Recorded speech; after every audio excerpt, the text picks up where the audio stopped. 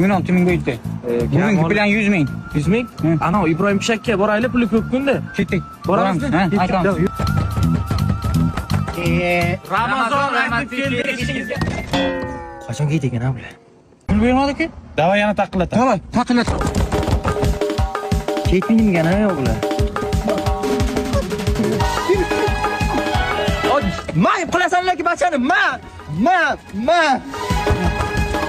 Ramazon aytib keldik eshigingizga, Xudoyim o'g'il bersin beshigingizga, oq tanga, ko'k tanga, chiqara qoling joyanga. Bo'ldi, pul beraymi? Ha? Pul. Mana. Sir yo'q mayli, pul sir yo'q. Taktikani o'zgartiramiz. Negina? Sen aytasan.